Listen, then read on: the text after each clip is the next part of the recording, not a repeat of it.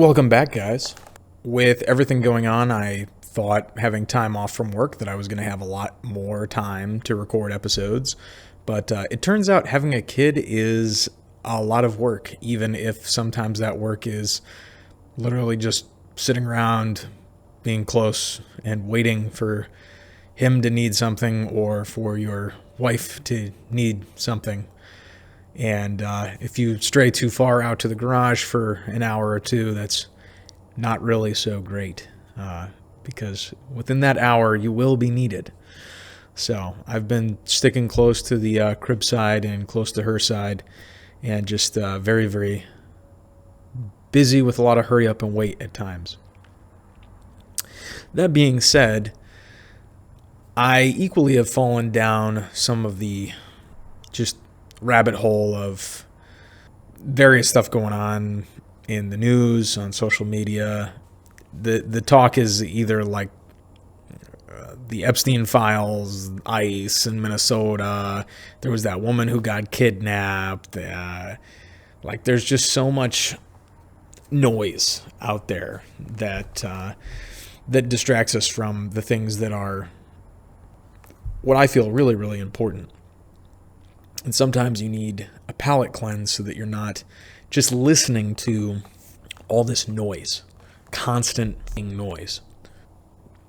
So I decided for this episode, due to noting that we have a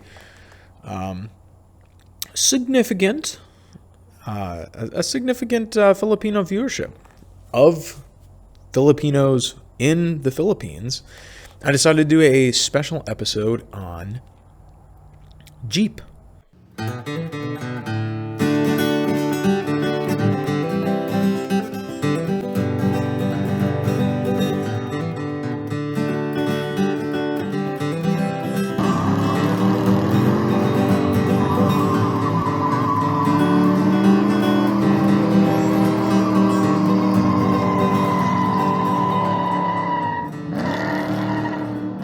Let's talk about Jeep.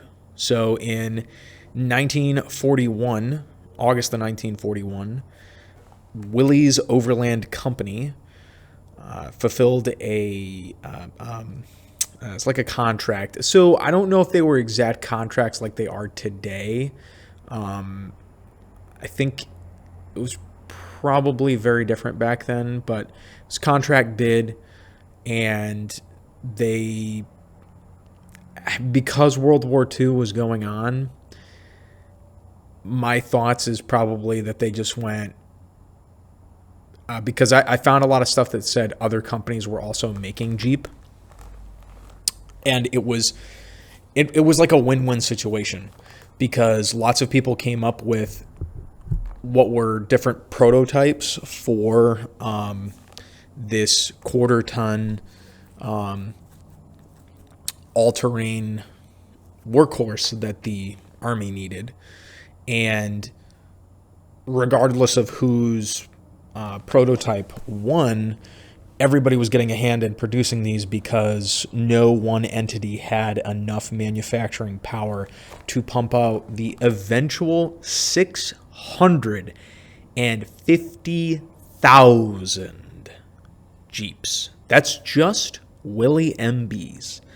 So the Willy MB Jeep was the original first Jeep, came with check the notes, the Willy MB Jeep came with a 2.2-liter Go Devil inline-4, making a whopping 60 power horses.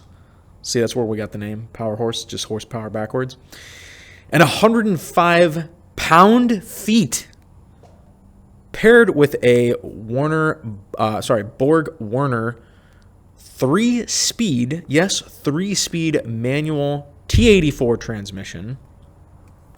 Don't freak out, folks, because we're going to get an upgrade to a T90.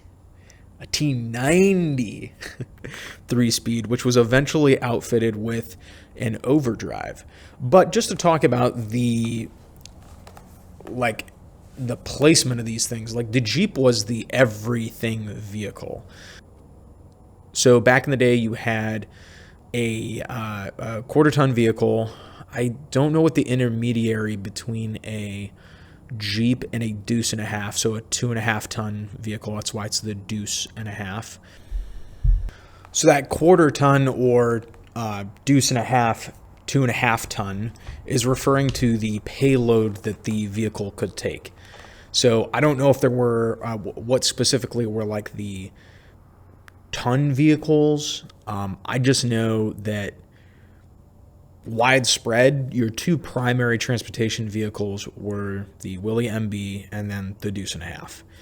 Now we have and I couldn't tell you what the payload of a lot of our current transport vehicles are, other than we have a very wide variety of vehicles. To give you an idea, and this is excluding ambulances of the time back there then as well. To give you an idea, back then, two primary utility vehicles, the Willy MB and the deuce and a half. Now we have the Humvee, which is quickly being phased out, the MTV, JLTV, the MATV, the MRAP, the LMTV, and I think there's an HMTV, which is like your heavy, which does not include like your HEMTs, which is a much, much larger heavy transport. Again, I was not a transpo guy, so I couldn't tell you anything past like the basic utility vehicles. But as far as like back then, you have the Jeep. To the equivalency now, we have the options of Humvees. We have the JLTV. We have the MRAP, as I mentioned. We have the MATV. I think there's one or two more in there. And then if you really, really want to go heavy armored, more heavily armored, you have the Striker, but now you're getting into like mechanized, motorized infantry units, and then obviously you have everybody's favorite, which is the Brad. But now we're getting into like fighting vehicles. But as far as utility vehicles go, we have a lot of options now. For a long time, prior to all these armored options, we had the Humvee, and then for a while, the Humvee and the Jeep shared a space. And to be honest, as most things go with the military, the Humvee, everybody either liked it or hated it. But if you got one at auction for like $1,000, everybody's taking that because they're just fucking awesome.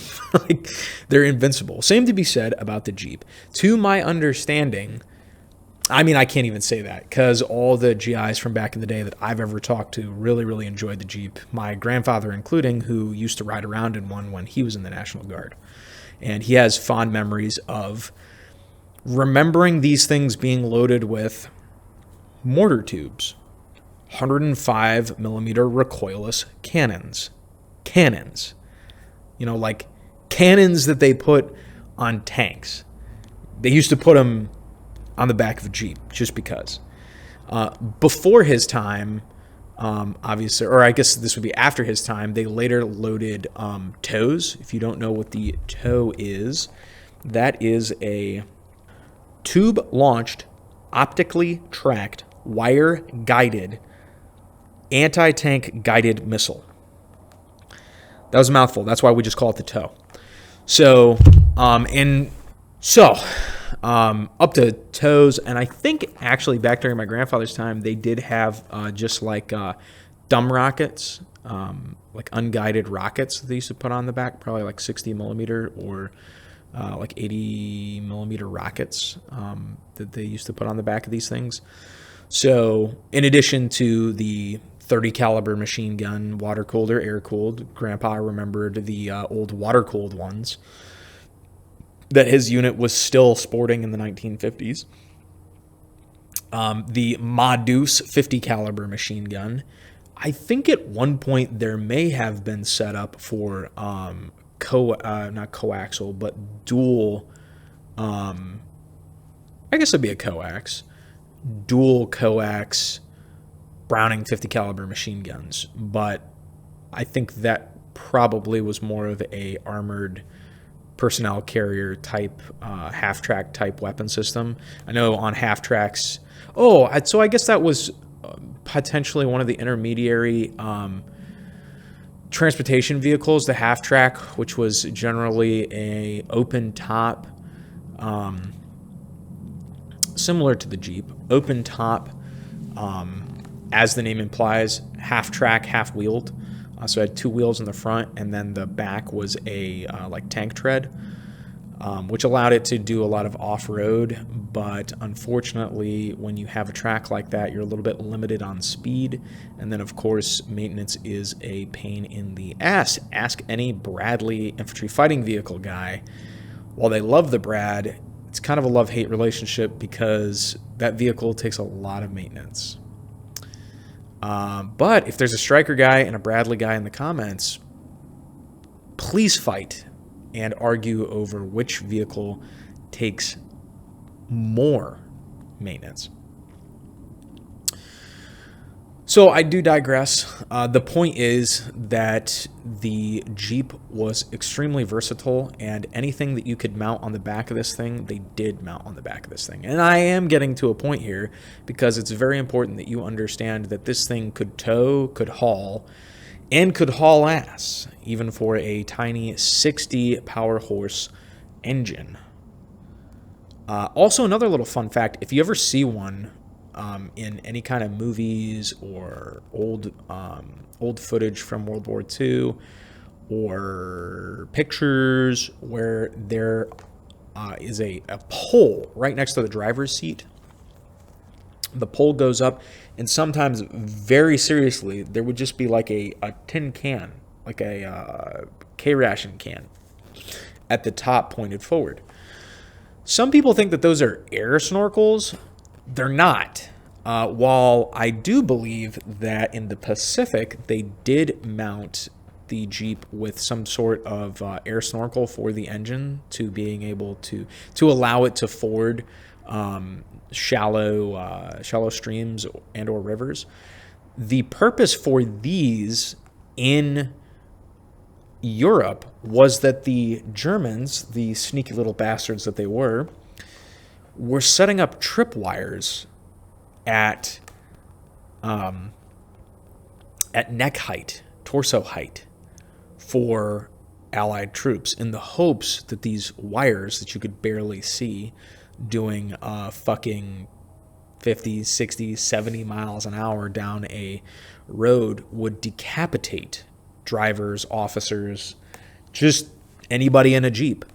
And because the Jeep, very often they would drive with the windshield down, and then also the windshield wasn't a whole much. It literally, it can't even be called a windshield. It was a wind screen back in the day. It was just a piece of glass with a metal frame on hinges that would not stop a metal wire going across a road. I was very surprised to hear this. Like, that is crazy. Now, whether or not this actually took place, this goes to an interesting spot. Whether or not this is real, whether or not there were cases of this that actually happened is unknown. However, or is unknown to me. Okay, I think back in the day, I read somewhere that it had happened, but whether or not it was widespread is unknown. Okay, the fact of the matter is, there's enough photos out there of Jeeps outfitted with this anti-wire device that GIs must have felt that it was serious enough, the PSYOP was serious enough that they didn't want to take any chances. So that's a little overview of the Willy Jeep. As I said, 650,000 of the MB were made between 41 and 45. Okay, so we talked a little bit about Europe. We briefly talked about the Pacific. If you don't know and are wondering where this connects to the Philippines, if you're in the Philippines, you should know. that as it was a territory of the United States until 1946, the Japanese attacked the Philippines the same day, December 7th, 1941. They attacked the Philippines the same day that they attacked Pearl Harbor. It was a multi-pronged strike in an attempt to get around the oil embargo that we placed on them for invading Manchuria and the rape of Nanking and all the war atrocities that they were committing. And they were attempting to get down into Indonesia and take the oil there because their war machine was going to grind to a halt in like 6 months if they didn't get somewhere. So they knew that if they tried to go down in, they also needed the like stop off point there. You're not just going to get around all those controlled islands controlled by the United States. So in the same day, they attacked multiple U.S.-held territories, including the Philippines. MacArthur was ordered to abandon the Philippines, to which he swore he would return, and eventually did. I think like in 1943 or later in 42. It wasn't that long. But the point of the matter being, similar to how we saw in Afghanistan, where we just left, well, I guess not similar because we took back a lot more stuff and we didn't leave as vital stuff behind in the Philippines as we did in Afghanistan. We just left a lot of our shit there. Or another popular thing to do is sell it off. If the United States military can make a profit selling off to the local stuff that's not like, it's not an up-armored vehicle, like what are they going to do? It's a Jeep. It's a utility vehicle. As long as you take the Ma-Deuce off of it and don't sell it to the natives, you're good. Okay. So they leave behind, and I can't find a certain number, but I'm going to hit you with another number after, and that should tell you about how many Jeeps they left behind. Some figures say hundreds, some figures say thousands. I gotta think that they probably left behind tens of thousands of these fucking things.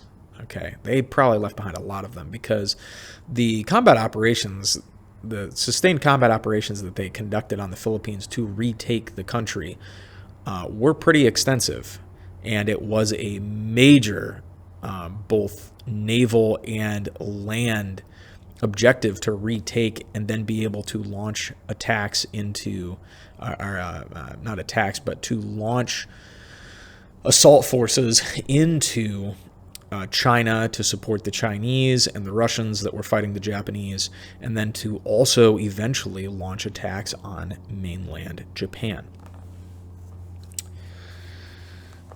Not to mention that they also needed the air bases there as well, in addition to the naval ports. So you have to figure that there's probably a fair number of Jeeps that the Americans left behind because the war ends in 45, and the United States boogies out of there in 46 and gives the Philippines its independence. Before we go forward, well, no, I guess we'll talk about it first because this is the MB. We're going to talk about the civilian version of the Willy Jeep in a second, but this is where we're going to leave the MB. Okay. Very widespread. Lots of militaries still use them. You would probably find some militaries out there today that are still rocking Willy Jeeps. They're great little vehicles. Okay, they're a little bit of a rough ride, but like the United States military doesn't have anything that fun anymore. You know, to have given an 18-year-old kid back in 1945 a little 60 horsepower, mind you, these things couldn't have weighed 1,000 pounds. They were really, really, really, really light. Like you could probably, I think my grandfather has a story of like, they got he has some kind of story where like their Jeep busted a fucking tire or something, and they didn't have a jack, and to change this tire, they literally just lifted. They had like two privates lift the front or lift the back of the Jeep while they changed the tire. That's how light these things were. It couldn't have been 1,000 pounds. Like, people talk about Miatas being light. These were really light. There's no roof. There's barely seats in these fucking things. Like, they springs underneath these fucking things. Okay, it's a little 2.2 liter engine that can't, which is a, back then it was probably I didn't check this. It was probably I can't imagine it was a push rod. It probably was a OHV, an overhead valve system. But having a look at the engine itself, they're really tiny. So I can't imagine that these things, just for reference, the engine in Scarlet, the 2.3 liter EcoBoost with a turbocharger on it, that's a like 200 something, barely 300 pound engine. No, that can't be right. Yeah, it's gonna be like a 200 pound engine. 200 pound engine, maybe 230. I want to say that's the right figure. 230 pound engine, and that's because it's a DOHC, so it's got a lot of extra metal in there. Camshafts are very heavy, but you got all the extra parts in there that you don't have in an overhead or in a push rod. So my point being is, these are really light cars, and there's a tiny what did we say it was? A T84. 3-speed transmission in there. Well, I guess technically it's a 4-speed. It's got a speed that goes reverse. So these are really, really tiny. I think I've seen actually the shift patterns for those. So it's top, I believe, top left is first. Back left is second, obviously. Top right is third. And I think, it makes sense to me that reverse is back right. But I'd have to check on that. That would be interesting to know. But you know who might know?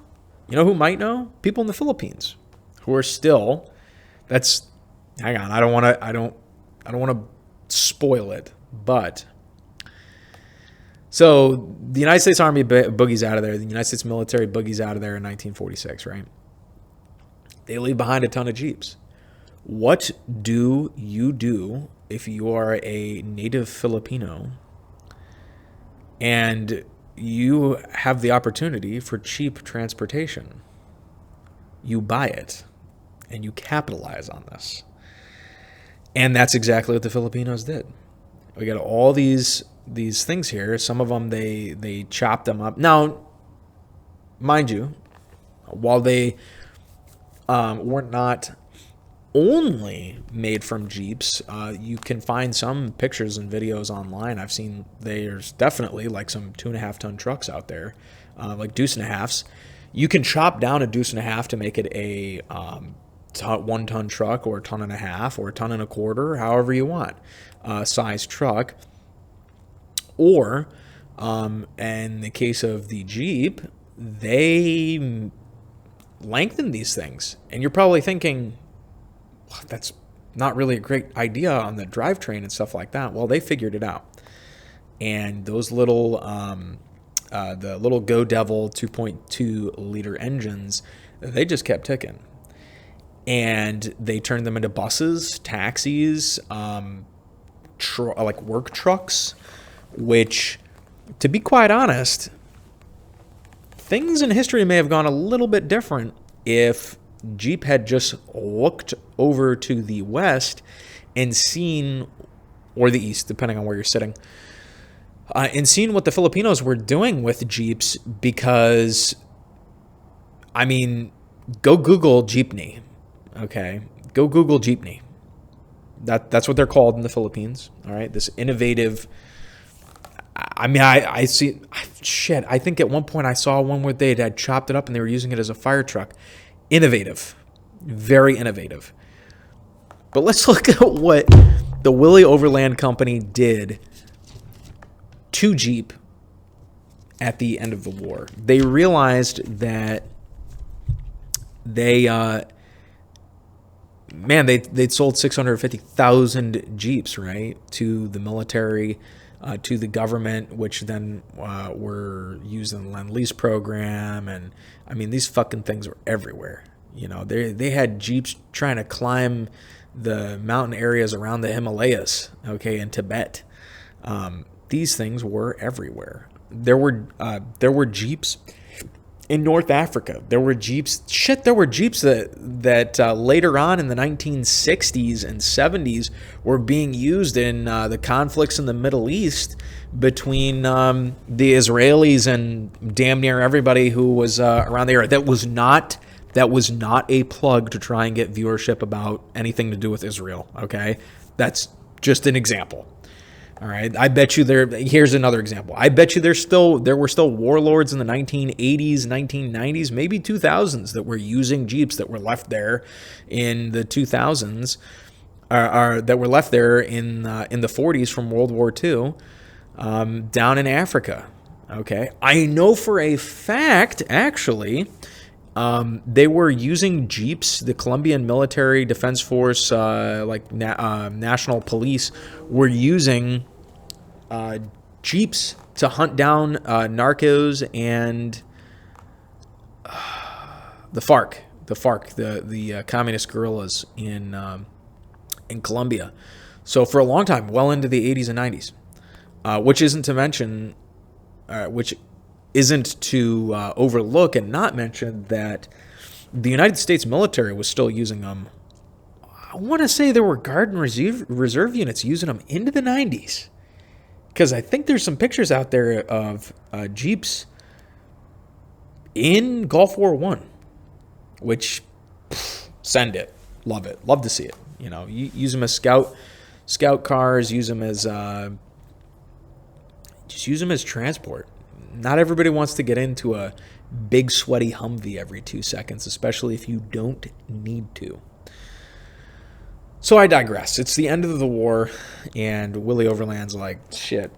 Just like a lot of these manufacturers, everybody retooled all their production for wartime. You had people with typewriter companies making M1 Garands and selling them to the United States military. Well, now guess what? Go back to making typewriters.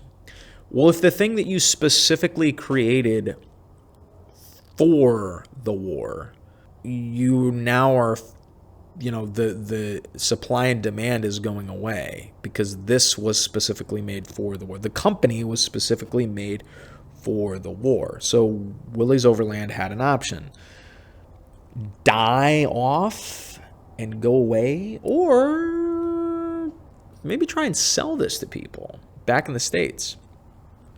And hence, the CJ2 Alpha Jeep was born. So very innovative. I would say more innovative than anything that the Philippine people did. I would say more innovative than anything any Filipino has ever done with a Jeep. For example, the tailgate was added. So you could put stuff in the back of the Jeep. Wow. I'm sure GIs were sitting there going, hey, that would have fucking helped back in the day, dickheads. Don't worry, the Humvee, I believe, came with a tailgate. The headlights were no longer recessed, and they were moved forward. And this is the big one, put a new transmission in it, which could have an overdrive added. I think that, yep. Could have an overdrive added, but they didn't wind up doing that until much later. So right there, T90, Borg Warner, tailgate, no more recessed lights. Take that, Philippines. Meanwhile, Filipinos are chopping these things up and cramming like fucking 30 people into seats on these, painting them all kinds of colors. Like, Go Google them. We're gonna put up some pictures, and you're gonna see the sarcasm of like. I'll do the comparison between in 1946 what Willy Overland Company is thinking of doing with the Jeep to keep selling them, and what arguably, okay, a couple of Filipinos with a blowtorch, a welder, maybe a rivet gun, no college, and probably very limited base like education are doing with Jeeps. Like honorary redneck awards for all of the Jeepney owners, Jeepney mechanics in the Philippines who are doing this. There's no internet. There's no ordering spare parts for these things. Like, they're fabbing shit themselves, okay? And you might think, well, they probably left behind a lot of stuff. And the GIs did. But for those people that don't know how the story ends, you're going to be shocked when we get done. We're going to talk about what happened to Willy Overland Company. And then we're going to talk about what happened to the MB Willys. They got left behind in the Philippines. So Willy Overland Company decides that they're going to sell this thing as basically like farm truck. Okay, there's all kinds of videos that you can find and pictures of like them trying to like use them as combines or like tilling soil and shit. And it's like farmers already got a tractor for a lot of that. But the concept of a work truck, like, yeah, a lot of these things did find their way onto farms. And the military over a amount of time did purchase more, you know. But just to keep in perspective, there's 650,000. At the time of World War II, the United States military was under 14 million men under arms. And then they drew down rather quickly. And I can't think of a number off the top of my head, but just to give you reference, we right now are at around, give or take, 1.4, 1.6 million underarms. So what I'm trying to say is there was a high possibility that the military might have had, a Jeep for everybody. You know, everybody could have potentially, every two guys could have taken home one Jeep, which is not a really good sales program if you think about it, when companies like Ford and GM sell 1 million cars a year. So it's 46. The J2A is not it's not doing it. So they roll out in 49 the CJ3A. Same engine. The, what was that puppy called? Go Devil Inline 4. Okay? Still there. Still 60 power horses. Still 105 pound-feet of torque. Foot-pounds of torque. Still the same transmission. I think they had some suspension upgrades for a little easier riding, but I say once again, there's a niche community that's buying these, and it's like more niche than Miatas. Let's put it to you that way. It's more niche than Miatas. So Willy Overland Company is still suffering pretty bad. They finally start to build a little traction. They put a bigger engine in it. They put the Hurricane engine in it. In the CJ3B, this is kind of where we start to like get a redemption arc, but not really. Not really. It's like nobody's buying them. Like, who wants? You see that, and you paint them a different color. Guess what? They're still gonna be fucking like, as people see them and they go olive drab green. I think the people that bought them the most was mailmen were using them, and even still today. A lot of the older Willys, so after the CJ3 Bravo, a lot of the after... Just to clarify, CJ stands for Civilian Jeep. Okay? And MB was like military, I don't know. But just for clarification, it just stands for Civilian Jeep. All right? And 2A obviously was the second iteration of Jeep, so not the MB being 1, then the 3A, then the 3B. So you had the 3B was where they upgraded. I don't know why that didn't become the 4A, but they upgraded to a Hurricane engine. They got a little more power horse out of it, but they're still suffering. So a guy, Henry Kaiser, I believe Henry A. Kaiser, he goes and he decides he doesn't have the arsenal to compete against companies like Ford. But he's a rich dude and he wants to start an automobile company. So instead he buys one. In 1953, for $60 to $70 million, a little bit of confliction over how much, Kaiser and Willy Overland merge into I think it was the Kaiser Willy company. Hey, let me check my notes. Sorry, Kaiser Jeep is what they called it. To my notes. Might have been Kaiser Willy. They roll out, and remember how I said the naming convention there? We were going good. CJ2 Alpha, CJ3 Alpha, CJ3 Bravo, CJ5. Where did 4 go? Where's the Alpha? Fuck those. The CJ5. And this is where we start to get more famous. This is where we start to get better.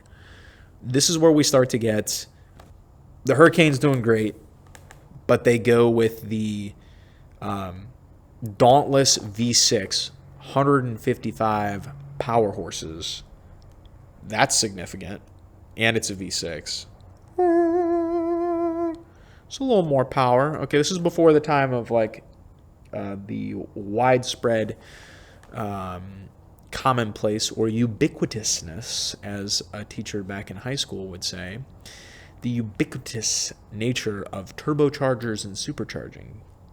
So adding an extra cylinder is the only way you're going to get more fucking power. This gets better. The CJ5 sells really, really well. And there's also a CJ6. It's longer. What? That's crazy. That's almost like there might be somebody across the Pacific that's already taking that idea. Because fitting 2 people semi-comfortably in the front and then 2 people kind of cramped in the back with limited tailgate space really isn't doing it. Mind you, also, there was no frame or body changes to this vehicle until the CJ5. Okay, the CJ5, they put a bigger hood on the thing. They have to extend the nose of the car because the V6 that they're putting in there is much larger than what they previously had in there. And it sells better, but they're still not doing really great. And Kaiser and Jeep decide that they need to find another partner, i.e. get bought. Okay. And in 1972, they make, well, I don't know if it's the greatest decision for Jeep, but it was a great decision for the other company. They bond with a great company. I guarantee, unless you're a diehard car guy, you don't know what the fuck I'm talking about. AMC. And I don't mean the movie company, you fucking dirty apes. Either you get the Dirty Apes reference or you don't. In 1970, sorry if I said 72, my notes are wrong. 1970, AMC buys the Kaiser Jeep Company for approximately $75 million. And that's where we have to leave it, because the storyline gets a little bit special now, because we can't just talk about what happens to Jeep. We have to talk about AMC. And to do that, we have to back up to 1953 when AMC is formed. One of the greatest American motor companies of all time. That's why it's AMC. We're going to talk about great stuff like the Rambler, which I almost bought, which allegedly, I can't even say allegedly because I had a mechanic who confirmed that this was a thing back when he was a kid. The rear glass on the Rambler was positioned as such that would magnify the sun and cause the back seats to ignite spontaneously. We're going to talk about the Javelin. We're going to talk about the AMX. We're going to talk about the AMX Javelin. What the fuck is that? We're going to talk about the Gremlin. If you are a roadkill fan, you will know about the Hemi Gremmy. We're going to talk about the Pacer. We are going to talk about the Rebel and Rebel Rambler. Two great also American cars from, there's only one, the greatest American motor company ever made. But before we do that, in the next episode, sorry, teaser, let's check back in with the Philippines, see how everybody's doing. So, remember how I said the number of how many of these damn things were left behind is kind of, like, disputed? I don't know how many Jeeps did get left behind after World War II, but I can tell you definitively that the number of Jeepneys that is estimated on the road is no less than 180,000, but estimated to be in upwards of 270,000 Jeepneys on the road today. So to say that they are a major source of public transportation is an understatement. The Jeepney is extremely ingrained in Philippine culture.